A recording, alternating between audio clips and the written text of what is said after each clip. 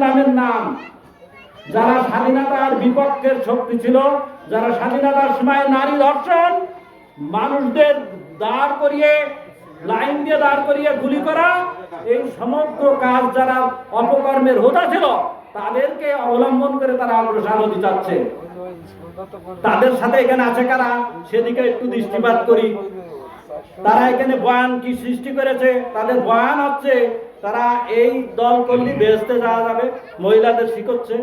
এই দল করলি ইসলামিক দল, এই দল হচ্ছে যে আল্লাহর দল, ইত্যাদি ইত্যাদি। আমি এই বয়ানের পক্ষে অবশ্যই কথা বলবো। আমি কি বয়ানের পক্ষে আমাদের কি করতে হবে সেটা বলবো। তার আগে বলি, এখানে যারা আছে সেই জামাতের যারা নেতৃত্বে আছে তারা কেমন শোনেন। আপনার 1 কেজি দুধ আছে, আপনার হাফ কেজি দুধ আছে, আমার 1 পোয়া দুধ আছে। আমরা দুধ নিয়ে বাজারে যাচ্ছি, বিক্রি করবো, কিছু কিনে নিয়ে আসবো। সামনে দেখেছি ব্যারেল ভরা দুধ, আরে গোচুনা দিয়ে আছে ওই দুধে, হারামের রক্ত দিয়ে আছে ওই দুধে। সেই দুধের ভিতরে জগ গুড়িয়ে নিয়ে যে যদি বিক্রি করা হয়, সে কতটুকু আপনার ভারে পড়বে কি পড়বে না, বিচার আপনাদের উপরে ছেড়ে দিলাম।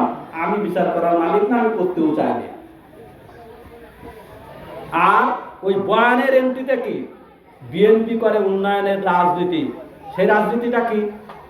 সেই রাজনীতিটা হচ্ছে যে আমাদের যারা বেকার আছে তাদের কর্মক্ষম করতে হবে, আমাদের যারা বিদেশে যাচ্ছে তাদেরকে ভাষা শিখিয়ে পাঠাতে হবে, তাদেরকে যোগ্য উপযুক্ত শিক্ষায় শিক্ষিত করে পাঠাতে হবে, প্রয়োজনে একজন গরিব মানুষের ছেলেকে সহযোগিতা করে বিদেশে পাঠাতে হবে। এবং আমাদের অঞ্চল কৃষি প্রধান অঞ্চল, এই অঞ্চলে কৃষি ক্ষেত্রে কি কি প্রজেক্ট বা কি কি কাজ হাতে নিলে বেকারদের কাজ দেওয়া যাবে, মানুষের উপকার হবে। এই যে মাঠে পাকা ধান আছে, নষ্ট হওয়ার উপক্রম হয়েছে, সবাই যান ত্রাহি করছে।